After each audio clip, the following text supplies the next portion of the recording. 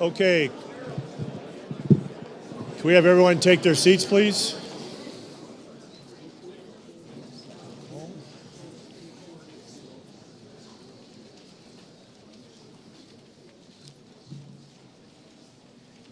Okay. Good afternoon. I'm Rick Ambrose, Executive Vice President for Lockheed Martin Space Systems Company.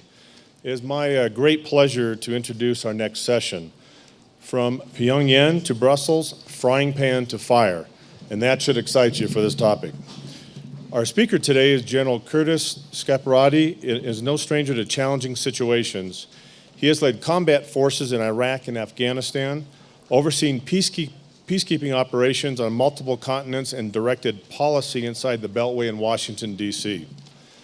Having recently transitioned from the tremendous responsibility of overseeing the Korean Peninsula to his current role as Supreme Allied Commander Europe, General Scaparrotti is confronted with a resurgent Russia, a migrant crisis of staggering complexity, and a myriad of other strategic threats, such as the recent unrest experience in the streets of Turkey.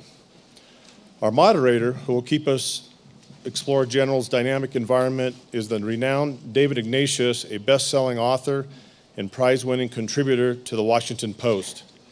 I'm confident David's robust experience and extreme understanding of the foreign policy issues will serve us well this evening. This promises to be an interesting discussion, so with that, I'll turn you over to David.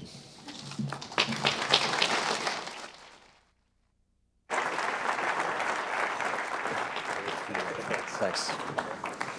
So thanks to Rick. It's a pleasure to be here with General Scaparrotti. He is known to his colleagues in uniform as Scap. On the stage today, he's going to be General Scaparrotti. General Scap is good. Well, you know, I wouldn't dare try that. But so I asked a colleague who'd served with General Scaparrotti in uniform today to describe him in a few words, and he said simply that he is a soldier who has served in every tough command. I'm just going to briefly list them for you. It's a sort of history of our military over the last 20 years. He served in the Balkans. He served as an assistant division commander in Iraq in 2003. He served twice in Afghanistan as I believe, commander of the 82nd Airborne, and then as the number 2, the Corps commander. He was the J3 with CENTCOM, where I first met him, serving under General Abizaid. He was the Joint Staff Director. Then he went off to command our forces in South Korea. Now he is the European commander and the NATO commander. So I want to start with the fire. Using our title, and then we'll get back to the frying pan. To start with Russia. General, when you got out of West Point in 1978, you had trained to fight a country called the Soviet Union. And then that world changed. And now, as you come back to command our forces in Europe, we all have this sense that the world has come full circle. In May, when General Scaparrotti took over his command, he said, using a phrase that's often used, I'm told, in Korea, that he wanted the U.S. and its allies to be ready to fight tonight, meaning that this is a command now where we have to think of imminent danger. I want to ask you to begin by talking about Russia and your evaluation of Russia as a potential adversary. We've watched Russia deploy new forces, new doctrine in Ukraine, in Syria. I'm interested, I know we all are, in what's impressed you, what you're not so impressed by, but more fundamentally, what you think as NATO commander, as European commander, what we should do about Russia. Well, you know, thank you, David, and I appreciate the opportunity to be here today. Thank you very much. You know, you mentioned coming out of West Point in '78. I actually took Russian as the language at West Point because I thought it'd probably be good. I could learn a little bit about the culture and the language of my adversary. So that's how focused, you know, I was at the time when I came out. Learned the doctrine, you know, knew their formations, and actually as a young officer went to Reforger on multiple occasions to be prepared to fight them. And I was, you know, something I would share with you as you go through the career. I was in Germany with 10th Mountain Division on an exercise. I'd been out about 2 nights. We had done a night infiltration. I was a major at the time. And I linked up with a classmate of mine from West Point by chance. I came to the edge of the woods. We ran into each other. And he said, Scap, did you hear the wall came down today? I've never forgotten that moment. I was standing there, a couple of nights of hard work and camouflage on, and I remember thinking, my gosh, this changes everything. So that was, the early years. And then in 96, 95, we went in December 95, I led the airborne combat team into Tuzla as we went into Bosnia. And about a month later, I did a relief in place of the area that I was responsible for to a Russian airborne brigade. And I remember thinking, not in 100 years would I have thought, particularly when I was going through West Point, that I would actually do a relief in place, a friendly exchange with a Russian airborne brigade. And then you come full circle to the job I have today, and Russia's back. So to get to your question about them being back, I'm impressed with the fact that they've taken a force that really had some serious problems only a few years ago. You can see that they've instilled discipline in their force when you just watch what you can see of their work, their photos, the dress of their personnel. You can see that they're learning. While much of their doctrine is based in the early Soviet doctrine, they are pretty agile of thinking if you look at the recent writings that their officers are doing. So they're actually taking a look at the world around them as they see it and adjusting their doctrine off that basis, which is impressive. And they're clearly modernizing. They've reorganized their force. They've made it smaller so it could be more professional.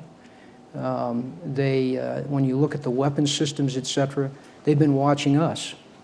And so you mentioned the demonstrations. They've fired long-range precision missiles from submarines, from surface ships, from medium bombers, all at Syria. They certainly didn't need to launch them from that distance, but they did so they could, one, probably train, exercise, and then demonstrate it.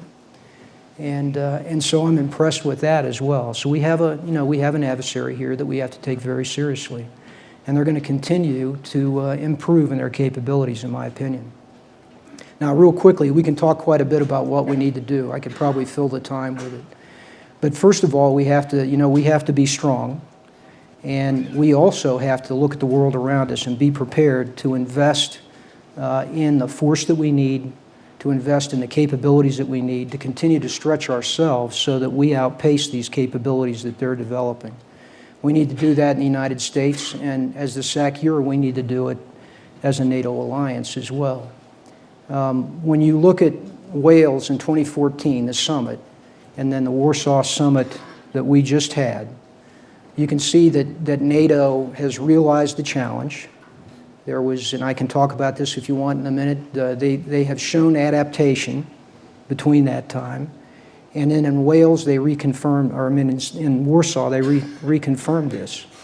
I want to get to Warsaw and the commitments and how credible they are in just a moment. But I want to ask you about a subject that's come up in almost every panel that we've had today, and that is the seeming Russian hack of the DNC and then subsequent disclosure by somebody of that information. I don't want to ask you to comment on the details of that. Nobody has all day. But I want to... And I won't either. A little bit. But we keep trying. But I do want to ask you about what the Russians have been up to in Europe, in your area of responsibility. There have been repeated news stories about the Russians funding phony news outlets, about Russian contributions to right-wing political parties in Europe, which have had the effect, obviously, of destabilizing the political situation. All sorts of what Vladimir Putin and his former intelligence colleagues call active measures. So this is clearly a country that uses these active measures, quite apart from whatever happened in the DNC hack. So I want to ask you, as EUCOM commander, most of all, what do we do about an adversary that uses those tools? Are we really able to combat those kinds of tools and stay faithful to our own values and laws? Well, first of all, I would just tell you that we've been calling this, you hear it as hybrid warfare or activities short of conflict. But I would tell you that, we see the activity in cyberspace. We see influence in Europe in terms of political parties, funding, some misinformation to build facts on the ground that really aren't true. And what I would say to you is I believe that it's a part of their doctrine. In essence, when you look at the range or the spectrum of conflict, it begins with activities below the threshold of conflict in order to set conditions and perhaps even be successful in their objectives without even, approaching a conflict. So I think it's part of their doctrine. I think we can expect to see them continue it. Personally, I think we can deal with it. It's difficult, particularly for the Western world, because in the West, we believe in freedom of the press. We believe in being truthful in the press. We believe in the rule of law. So we have difficulty approaching and countering this, but we have to. And I think the best way we do it is we need to be very bold about putting the spotlight on it. That when we know it's true, we make sure it's known, that we get it out there. The other is that we have to use the whole of government approach, both as a country in the United States, but within NATO, in order to do our own information, factual information, to make sure that that's out there, to make sure that we are forthright with our partners in helping them establish democratic institutions, et cetera. Those are the things we can do. And the final thing, David, I would say that, in Warsaw, NATO and the EU made a commitment. They actually signed an agreement to work together. That's pretty remarkable for these two organizations.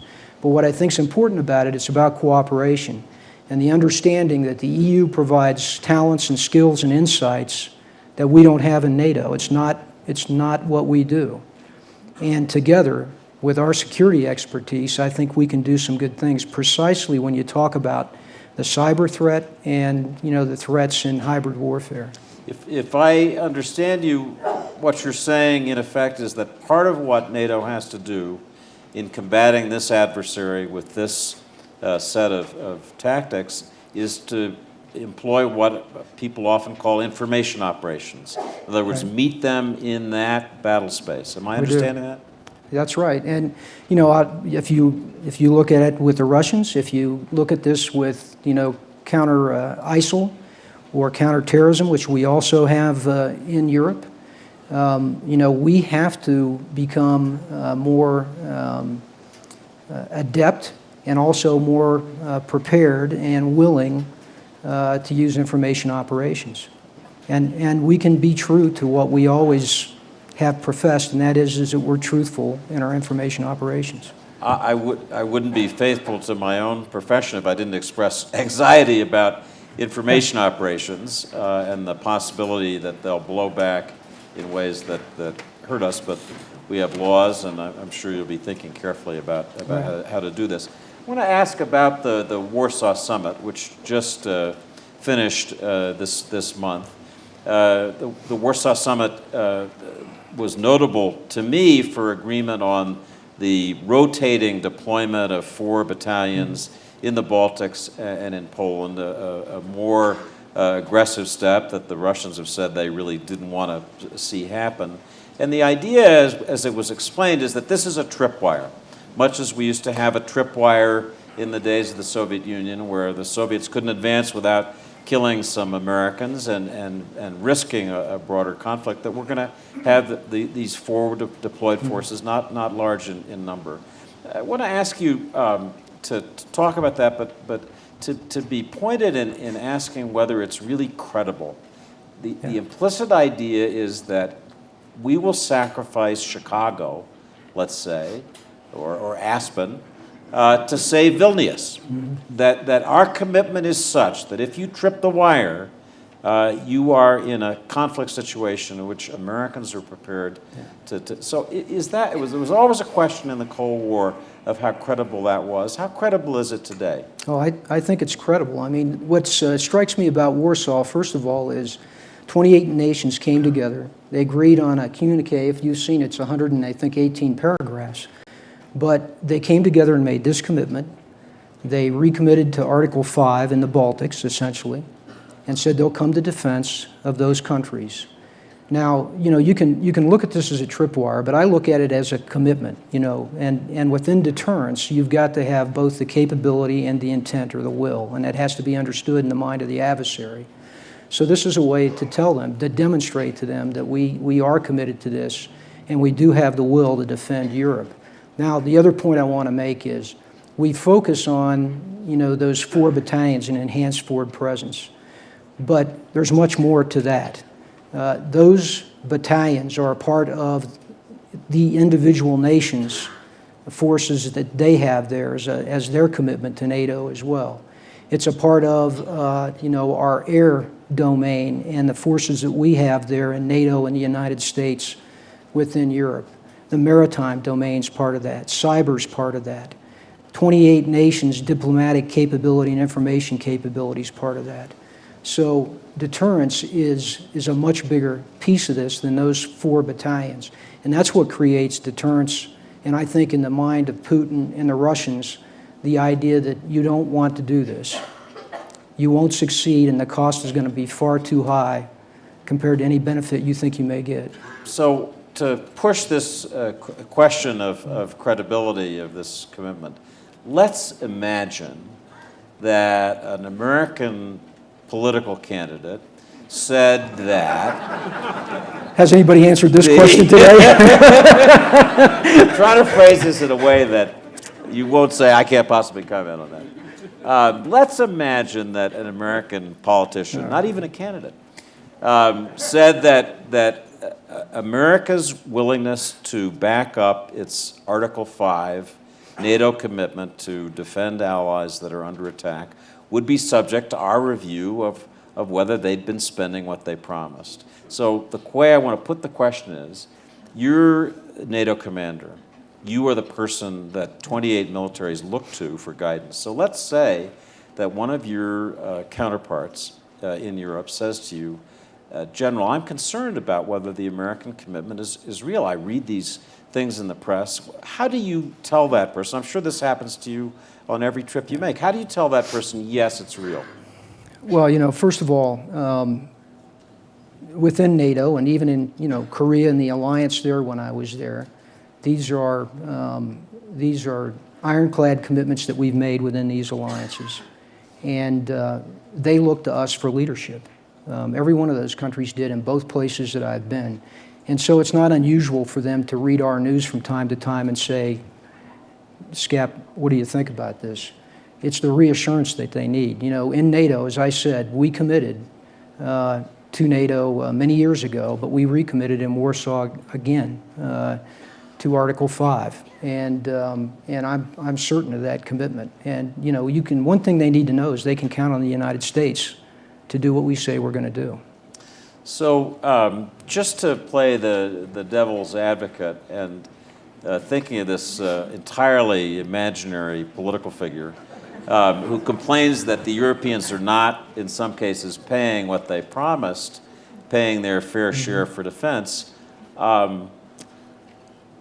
isn't that hypothetical political candidate correct in making that argument? I mean, isn't that true that the Europeans are not stepping up to the commitments that they make? So on the other hand of that, how do we say to them, you really must do what you promised or you're going to risk losing political support in America, quite apart from the unnamed individual? Well, just set aside the candidate or whatever.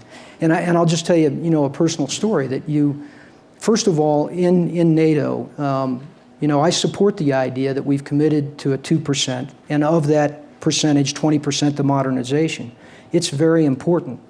Without it, we're not going to outpace Russia's modernization. We've got to have that in order to provide a credible force like you talked about. So I reinforced that with them.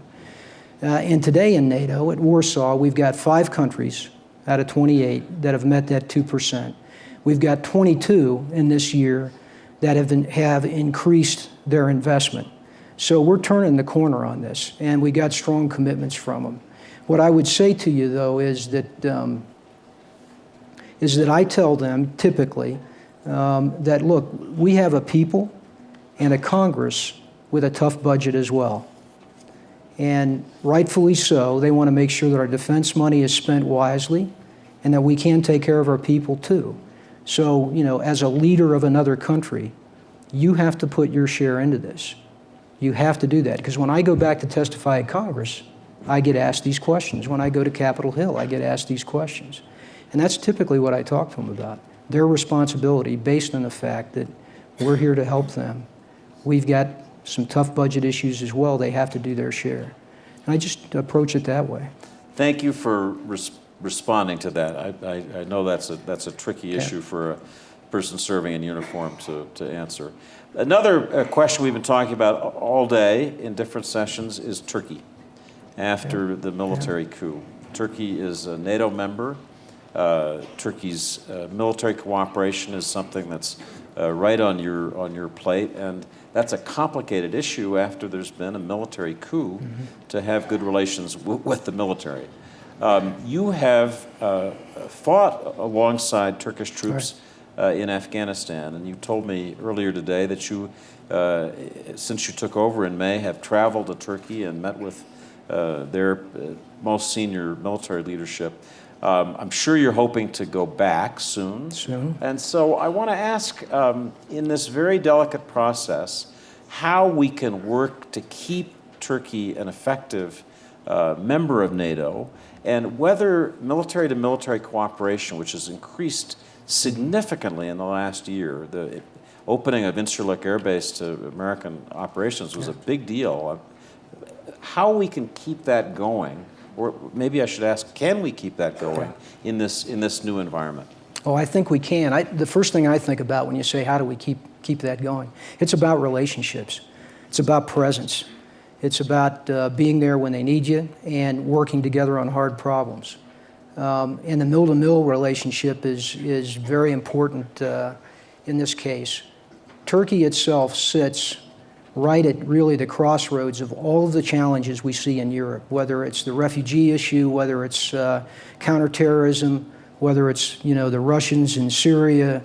In every case, they've got the problems. They have a terrorist problem of their own.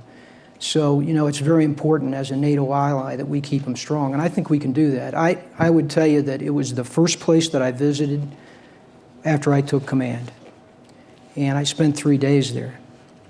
I spent a good deal of time with General Akar, their Chad, for that reason. So that's an indication of how important it is. And I've talked to him since the coup.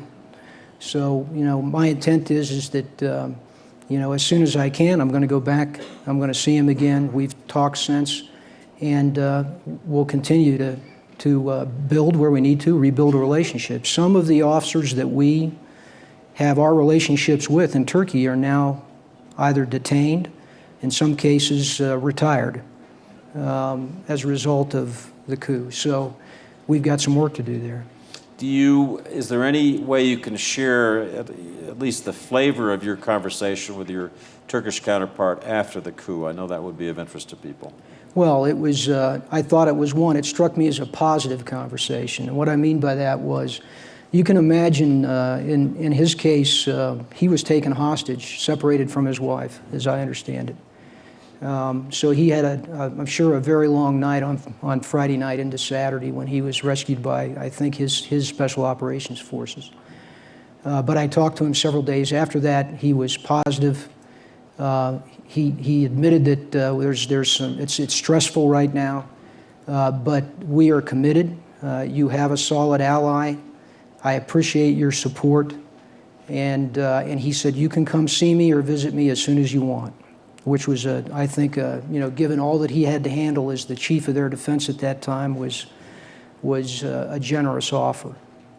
President Erdogan of Turkey is scheduled to meet with President Putin, I think, on August 6th, in a week or so. And I'm curious what you, as NATO commander, if there's, I mean, obviously heads of state meet with each other all the time, friend and foe, but is there anything that would concern you that might develop? Turkey and Russia have been on a process of improving relationships lately. That could lead to a point where I assume it would give us concern from the standpoint of Turkey being a NATO member. Yeah, I think, well, first of all, we've encouraged Turkey to try and recover from the shoot down and solve that problem with the Russians. So it's positive that they're beyond that now and that they can talk, because they're working in such close proximity with us on their border in Syria that we really needed to get beyond that. So that was good.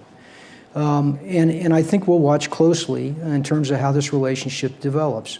From my point of view, I would be concerned if it appeared that they were departing from, the values that is the bedrock of the Washington Treaty and NATO that they're a part of, rule of law, democratic institutions, etc.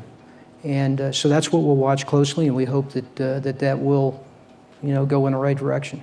I'm going to ask you a military hardware question that I think many members of this audience would be interested in, and forgive me if it's a little bit technical, but Secretary of Defense Ash Carter and his Deputy Secretary Bob Work have talked a good deal and thought a lot about what they call the third offset strategy. It's a strange name, but the basic idea is that deterrence against Russia is more fragile than it should be. Mm-hmm. And that, as in the past, when we had worries about deterrence, maybe we should leverage our technology. So they've said we have an enormous advantage, in particular in autonomous systems, our ability to use very advanced IT to develop systems that are dispersed, hard to take out in a single blow, so as to introduce uncertainty in the minds of a potential adversary like Russia, that if you take a step, you can't be sure how we might react. And I wonder whether you, as EUCOM commander, first of all, because these are U.S. Systems, whether this seems like a good path for us to follow. There are little bits, echoes of Star Wars. It's an area where we have such technological leadership. Is that the kind of thing we should leverage? Is it likely to be stabilizing, or some people argue it could be really destabilizing? Yeah. Well, first of all, I think it is the way we should go. And when you look at deterrence in the Cold War and you compare it to today, a lot has changed. I think it's much more complex today than it was in the Cold War, in the sense that, you have the speed of information, tighter decision space. But one of the other things is technology. At that time, we had some clear technological leads that gave us a great advantage in terms of, credibility and will and uncertainty in their mind. And technology today is more dispersed, not only to nation states, but to non-state actors, et cetera. So we need to stay ahead of that. And I think it is important in our deterrence strategy, but it's also important in helping us in the way we fight, how we deal with that, with the speed of information, the amount of information, the closed decision space. We have to make decisions now, our senior leaders do, what we would have perhaps a week in the past, that may be hours or at best days today. And the machine and human interface, et cetera, can help us with those things too. So I want to ask one more question about European NATO issues, and then move a little more broadly. I had dinner Tuesday night before coming out here with a Russian defense analyst. I'm going to put quotation marks around that because you never know. This fellow said, you Americans are so focused on the Baltics and protecting the Baltics. People around Putin accept that the Baltics are in NATO, and that's not what we're thinking about. That's not how we're deploying our forces. We're thinking about Ukraine.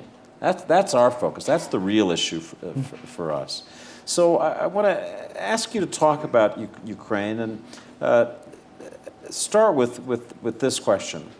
Our Secretary of State is trying very hard to rehabilitate and push through the Minsk process for stabilizing Ukraine and creating a kind of balance, a more decentralized political setup there, satisfying some of the Russian concerns. From your perspective as a military commander, would that kind of outcome, where the Minsk process was adopted, lead to a stable Ukraine that would be a stable buffer, or would it lead to perpetual instability among these fragments? How do you look at that? Well, first of all, we hope that we can work through the Minsk agreement and find stability there, because stability on the eastern flank or anywhere in Europe, for instance, is very important to us. The Russians today in many of these areas, like that or Georgia, tend to keep this turmoil kind of churning. And that, too, day-to-day in Europe is not a good thing. And it's a place where you could have conflict because of miscalculation, whatever. So we need to find a way to bring some stability to the area. And then, secondly, we want to reinforce the sovereignty of a country. That, that's really what we stand for in the Baltics as well, is that nations have a right to determine the government that they want to have. And that's simply, in the basis, what we support. And, I think that that's a way forward. It will all, in the end, depend on how the Russians approach it, though. And give us your military assessment of Ukraine itself. The government, it's a very fractious place. It's a place where all reporting says that corruption is a big problem. Are they moving toward a better ability to defend themselves, to use modern weapons? They have this enormous military threat to their east. How do you think they're doing? Well, there's no question that they're working hard to build a better defense. Our soldiers that work with them say that they're very focused, they're tough, they're good folks to train with and work with. That's one point. Two, they're in a very tight spot. Even this last week, there was greater, action along the line. They took some higher casualties. So they need our help in terms of that, defensive posture. And then finally, in terms of the government, we're working with them as well to move them toward reform and democratic institutions. And as you know, that's been somewhat difficult. They have some issues there with corruptions, et cetera, that we are leading them to reform. And they're going to need to do that to continue to, I think, have our help. Ukraine is not a NATO member, but what's the extent of our military-to-military relationship with them? Are we able to train their officers to help them use the weapons they have from the various sources more effectively, or are we foreclosed from that? No, we're actually, assisting in training for, communications, small unit weaponry, counter IED, things that they need in order to reinforce the line of contact, et cetera. So it's not full, it's not offensive by any means, but it's defensive and it's helpful to the task they have at hand. So the title of this session, you'll remember, is From the Frying Pan into the Fire. And I left the frying pan, which is General Scaparrotti's previous command in South Korea and the Korean Peninsula, for later in our conversation. But I do want to ask you to speak a little bit about it. When you think about what the next president will inherit, will have on the desk after January, high on that list, although we don't talk about it very often, is the reality that North Korea, led by a very belligerent, seemingly unstable leader, will soon, in the term of the next president, have the ability to deliver a nuclear weapon onto U.S. territory in terms of all of the reporting that we see, which is really quite disturbing prospect. So I'd like to ask you, you were deeply involved in decisions when you were out there about how South Korea and the region can defend itself better. The starting point for me would be, is a situation in which North Korea can deliver a miniaturized nuclear weapon atop an intermediate range missile onto Okinawa, let's say, or onto U.S. territory. Is that an acceptable situation? Should we allow ourselves to be in that situation, in effect held hostage by a very unpredictable adversary? I think that North Korea is a country that today, and in the time that KJU's been in power, he has been very focused. Kim Jong-un. Kim Jong-un. He's been very... Known to his friends and adversaries as KJU. KJU. He is young and he's brash, as you noted. But he's also very focused on developing his military capability in specific ways that he knows is difficult for us. So he's very focused on his developing his ballistic missile capability. In the last couple of weeks, we've seen him fire 3 missiles in one day. He's picked up the pace of this. And, you know, my estimate is that he's testing and he's solving problems. He has a, submarine launched ballistic missile that he's working on as well. And then he has a nuclear capability that he's continuing to build. And so, I've said this before, I think that we need to continue in every way that we can to put pressure on this country and to bring them to follow the United Nations Security Council resolutions. What I am concerned about is, I'm very concerned about what he has today, but I'm more concerned about what he'll have in 3 or 4 years, when he has a proven intercontinental capability, when he's perhaps figured out the submarine launch capability, and he has built more nuclear devices. So it's a serious problem. We had just today a little news item that I mentioned earlier to General Scaparrotti, where a top North Korean diplomat said that the U.S., in adopting one of these measures intended to pressure North Korea and sanctioning Kim Jong-un economically, had, in this diplomat's words, crossed a red line, and that famous phrase, and that if the U.S. and South Korea went ahead with a planned military exercise, I think it's next month, but if they went ahead with this military exercise, there were a risk of war, and this is a declaration of war, et cetera, et cetera. How do you've dealt with a lot of threats from North Korea, how do you respond to that kind of rhetoric? Yeah, personally, like as a commander. Doesn't surprise me. What we do is we watch who says it, what they say, those kinds of things. We've watched, particularly North Korea, long enough that there's patterns to this. So that's one way we look at it. So I always go back and take a look at that pretty closely. This is not unexpected. We put a sanction on Kim Jong-un, as I understand it. I think that's great. It needed to be done. And I think we need to continue the pressures along sanctions, working with our allies, and by other means to continue to put pressure on them and convince him that there's a different way. And hopefully bring China into this mix as well, because they're an important partner in solving this problem we've got in North Korea. And it's a problem for them as well.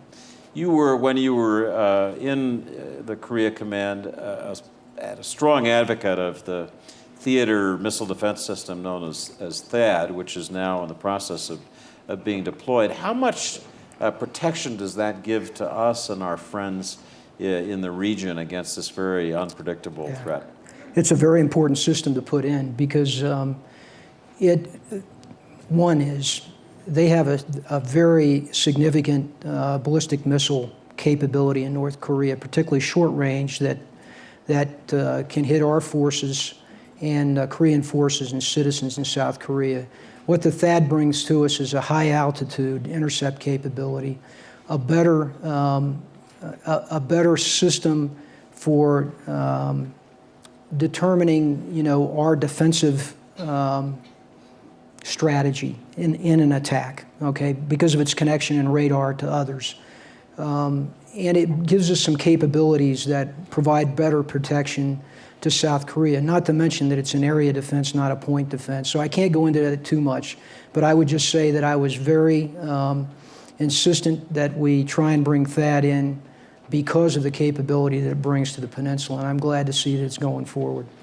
The Chinese, it's said, hate THAAD and worry that it's a threat to their capabilities, and to which our most senior diplomats have said, okay, then help us solve the North Korea problem if you're concerned about that. That's correct. So, so I want to close my part of this conversation, then we'll turn to the audience, by asking you to step back just a little bit, General.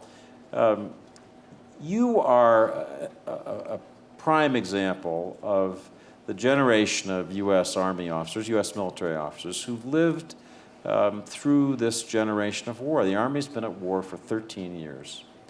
I asked Ryan Crocker, I don't know if Ryan is here, but asked him earlier today. He knows General Scaparrotti well from Afghanistan and other places, and I just asked him what he remembered about serving with you. And he said the thing he remembered best, but most painfully, was going with you to Bagram Air Base for the departure ceremonies when dead Americans were loaded onto planes to come home. And that's what you and your colleagues in uniform have been living with now for all these years.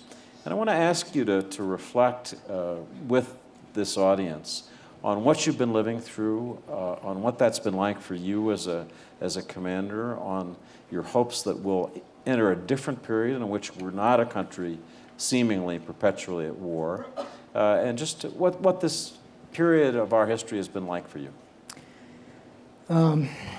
One is, you mentioned Bagram. As an 82nd commander there, you have Bagram Airfield. That's where we do the return of remains for departure from the country to go home. And if you're the commander there, there's almost a day that doesn't go by in the time that I was there that you didn't have one of those ceremonies. It's unbelievably difficult on the folks that go through that.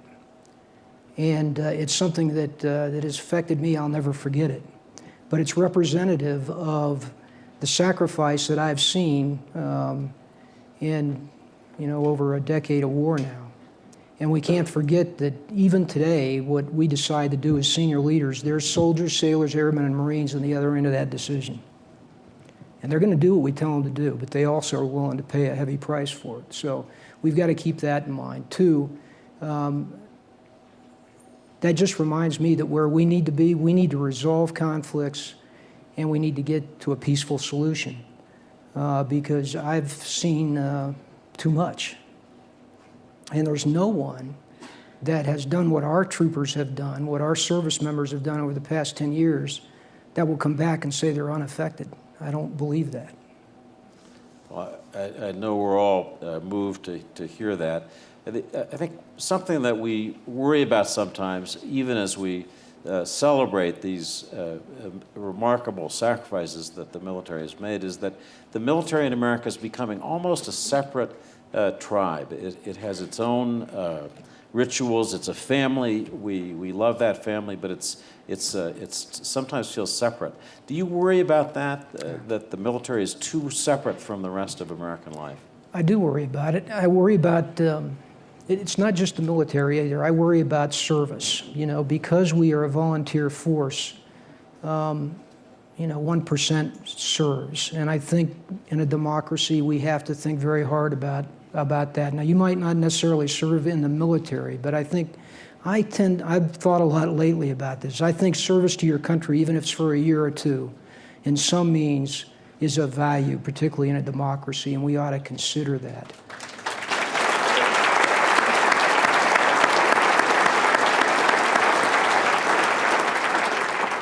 So on that note, we're going to go to the audience, and I will recognize hands as I see them. In the front row, my friend Kim Dozier.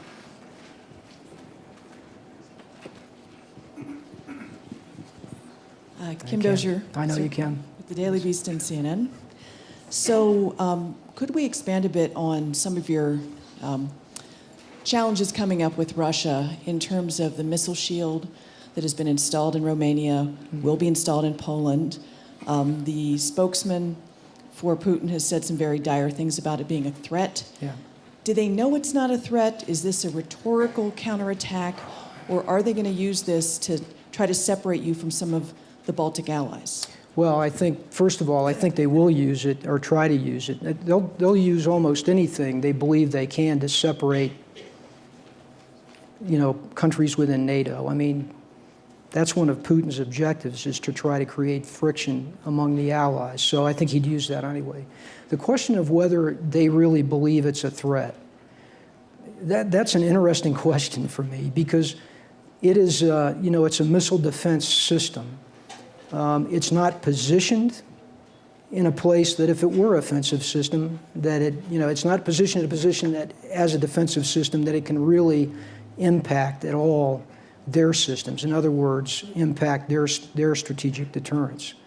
I'm certain that their military leaders should know that. So that's why I'd say it's an interesting question to me. I would like to fully understand it. Now, having said that, those who understand the Russians and those who have talked to the Russians recently, and I think this could very well be true, their leadership just simply does not believe that this is just a defensive system, because you have the system itself can be used for an offensive capability. It's not structured that way. It doesn't have the technical nor the software to do it.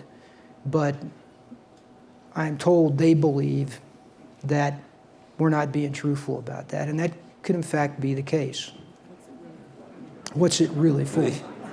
So they could believe that, in other words. So, I want to ask John Negroponte, and then ma'am, and there was a gentleman here in the far, but first Ambassador Negroponte. yeah, let me clarify something, though. It was the way I said that. What I meant by that was, because I heard somebody react to that, I'm not suggesting it's anything other than a missile defense system. That's what it is. They may not believe us. Yes, it's defending basically from the Middle East. It's not oriented on them. It doesn't have the capability to do that. And we've been quite clear about it. Thank you, General. John Negroponte.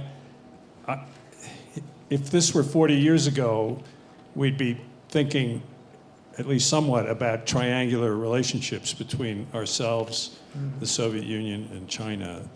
And I was wondering if you had any thoughts on the sort of geostrategic relationship between Russia and China, and is there any risk that we might end up in the short term having adversarial relationships with both of those countries at the same time? Thank you, sir. One of the things that I note about China and Russia is if you listen to their message to us, there are some similarities in the sense that China in the South China Sea claims that, the international norms that we've established are constricting of what they see as their rightful territory and sphere of influence. Does that sound familiar? I mean, that's what you hear Putin say about, particularly in the East and the Baltics, that's their sphere of influence, that the Western set of rules is actually constricting the way that they would like to operate. And so there's some similarities as you hear both leaders talk. That's of a concern in the sense that they could come together on this, I guess is what I'm saying. So I think we have to work hard to develop relationships with both of them and make sure that we're having quite candid communication with them so that we understand each other. There's a gentleman all the way on the far right against, standing against the mesh of our tent, if we can get a microphone over there. Oh, okay, go ahead. Andrea Howard, I'm Naval Academy class of 2015. Go Army, beat Navy. Beat Army, sir. I wanted to get that in first because I knew you were probably coming. Yes, sir, it was coming at the end. So, General, this talk has taken a bit of a traditional flavor, focusing on deterrence theory and the capabilities of our adversaries like Russia and North Korea. To what extent is NATO and EUCOM embracing and addressing human security issues like the refugee crisis? Yeah, thank you. Good. I'm glad you asked the question, because I really wanted to get at, in Warsaw, what you saw mostly publicized was about deterrence and about the Baltics and enhanced forward presence.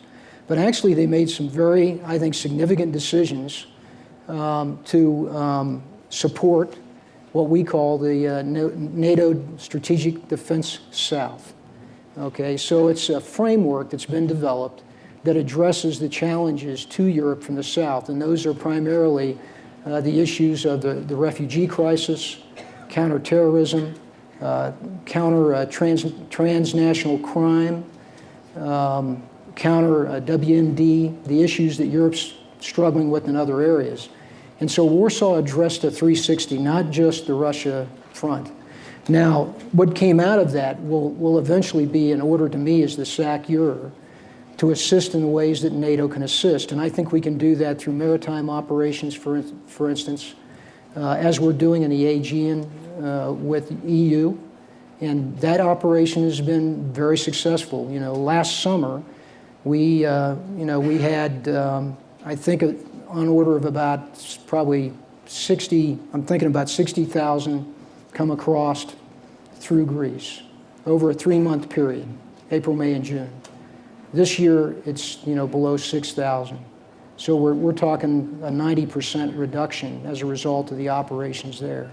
So I think assistance throughout the Mediterranean can help, particularly where you see refugees coming from North Africa across into Southern Europe, and you see terrorists or the movement of weapons of mass destruction, weaponry as a part of criminal organizations as well.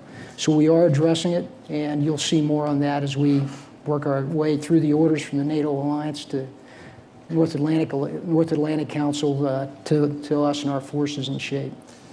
In what I hope we will be able to describe as a post-ISIS world with the region bordering NATO in such turmoil, do you think NATO can be a force for restabilizing its periphery? Is that something, this is a military alliance, it's not a traditional military job. Would you be comfortable with that? I do. I mean, obviously, what we go into is, again, the North Atlantic Council, that's policy. I act on the directives they give me as the SAC-EUR.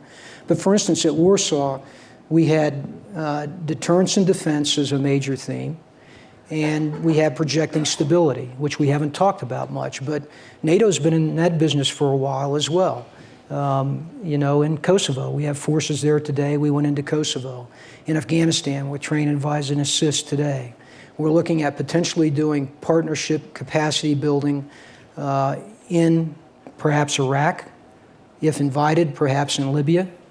And that, in a sense, is projecting stability so that we solve those problems outside of our borders and thereby keep our security intact as well. And obviously, within the countries within NATO, the 28 nations, we have a good deal of experience in stability ops as well. So we could see a NATO deployment in Iraq and in Libya down the road as those fragmented countries try to get back to something more stable. Well, I don't know. Again, that's not. I know it's a policy decision. I'm not making that projection for NATO. I can't do that. I'm just saying that we have the capability to do that, and we, at least at Warsaw, said that we would take some steps at Iraq's invitation to do some specific training, primarily to help them with the skills they need post-conflict in the areas that have been recaptured from counter-ISIL. That's primarily what they wanted to start with, as well as mine clearing, et cetera. That's the first step. There may be more that we can do if they ask us to do so. The gentleman here on my far right. Jonathan Marks, Candy Group. General Scaparrotti, first of all, forgive me for being so far away. Please take this gap as a symbolic Atlantic Ocean. Prior to Brexit, the United Kingdom was actively campaigning in Europe against a European army. And in fact, ultimately, the United Kingdom had a veto for that. In 2 years' time, approximately, the UK loses that veto, and it's highly likely that there will be a European Union army of some sort. How confusing will that be to the military/political situation in Europe? And how will that dilute NATO and decrease its efficacy? Well, first of all, I would just say up front that there's each of the nations in NATO have one military. And so the intent is going forward that we have a very close working relationship, and to the extent that they do operations, and as you know, they do today, that we have a complementary and close relationship, because we really don't have the capability to not be complementary and not be wise in how we use all the forces that we have. That's the first point I would make. The second is that, again, back to Warsaw, the agreement to cooperate between EU and NATO is very important for many reasons, and you cited one, so that we do have a relationship, that we become used to working together, and we can consider these things in the best way. I would say, just as we did in the Aegean operations, they asked for our assistance. We did that in about 96 hours' time, which those of you that know NATO, that's lightning speed. So that's it. We're moving, and we're adapting, and we're getting better. So the woman here who has the microphone, and Yes. then go to you, sir, for the final question. Thank you, General and Mr. Ignatius. I wanted to ask what you could share with us about the relationship, friendship, military relationship between North Korea and Iran. Good question. Not often asked. Yeah. There is a relationship between the two, and it is probably, we think, complementary in particularly their missile arrangement, and we've seen indications of that. So that is always of concern. And we watch it closely. So that's about as much as I can say about it, that there is a relationship there, and then we've been watching it. Sir. Spasiba mój general. Al Cannon from Charleston, South Carolina. 3 quick points. Sir, let me ask you to, because we were running out of time, just one point. Distribution, just 3 quick points. Distribution of Russians throughout the republics. The historic vulnerability from Russia's perspective of the Baltic state and Poland corridor and Kaliningrad. To what extent is the issue of Russian citizens within the Baltic states a factor in what NATO's trying to do and Russia's efforts? Well, it's a factor because it's what the Russians, in this activity below the threshold of conflict, it's who they're appealing to. It's who they're trying to influence in the Baltic states with some of these information operations, activity with parties, etc. So it's of concern to us. Now, the other part is working with those governments. How do you ensure that you bring those of Russian heritage fully into your government so that they also are a part of that democracy? So General Scaparrotti told me that he really, really has to leave at 6 because he's got to fly back tonight to Europe, and then, wonderfully, it's not a scheduled flight, but he's a 4-star general. Wonderfully, he is on his way to do some work in Italy, but also to visit the place where the Scaparrottis are from in Italy. So we hope he has a great trip back, and we all, I know, join me in thanking him for a wonderful talk. Thank you.